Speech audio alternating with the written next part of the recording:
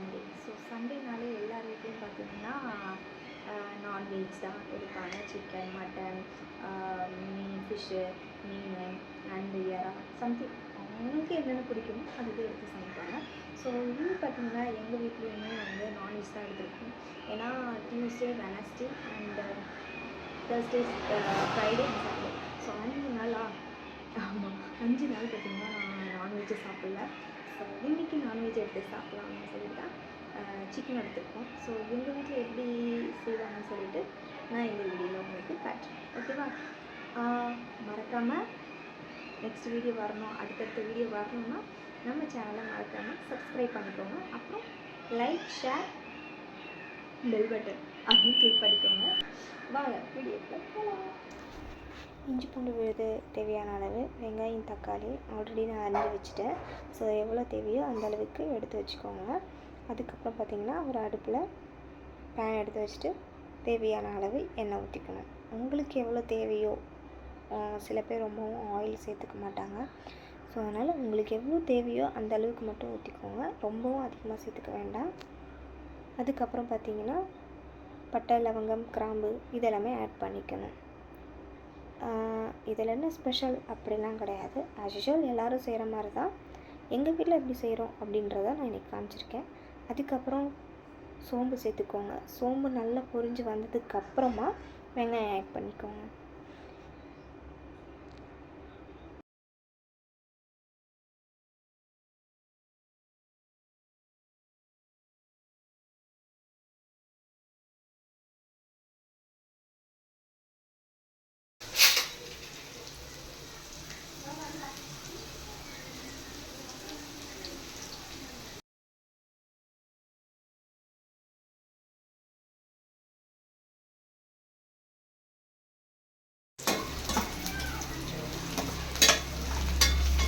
அப்பப்போ கரண்டி வச்சு இப்படி கிண்டி விடணும்.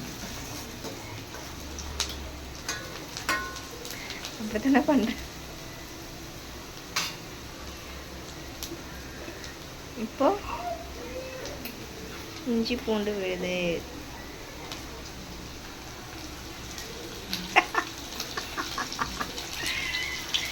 அதாவது ஒரு வேலையை செஞ்சால் உருப்படியாக செய்யணும். சரியா?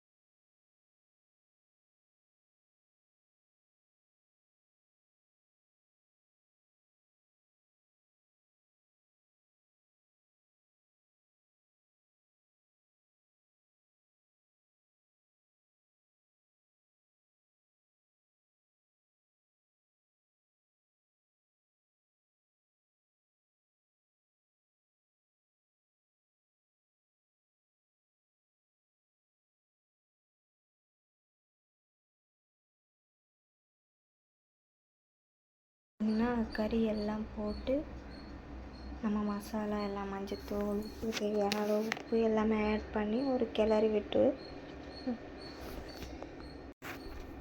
தண்ணி நம்ம இந்த ஸ்டேஜில் நம்ம ஊற்ற வேணாம். ஏன்னா நம்ம மூடி வச்சு கொஞ்சம் நேரம் வெயிட் பண்ணாலே அந்த கறியிலேருந்து கொஞ்சம் தண்ணி வெளியே வரும். ஸோ அந்த தண்ணியிலே ஓரளவு வேகட்டும்.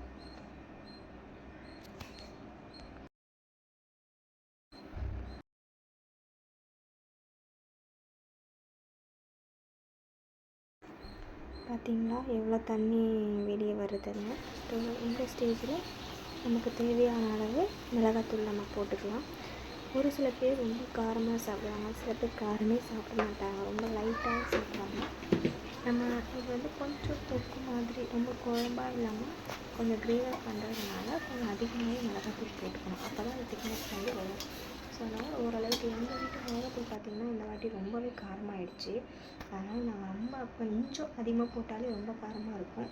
அதனால் தேவையான அளவு மட்டும் போட்டிருக்கோம். உங்களுக்கு எவ்வளோ தேவையோ அந்த அளவுக்கு போட்டு ஸோ மிளகாத்தூள் எல்லாமே ஆட் பண்ணி ஓரளவுக்கு அப்படியே வேக வச்சுருங்க.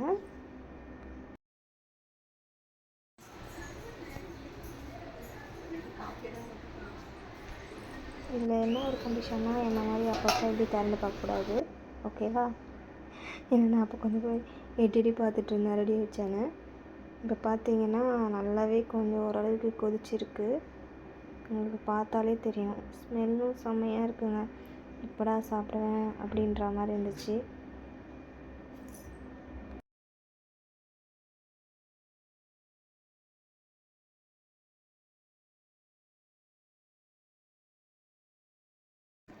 இப்போது இந்த ஸ்டேஜில் பார்த்தீங்கன்னா தண்ணி ஆட் பண்ணிக்கோங்க, ஓகேங்களா?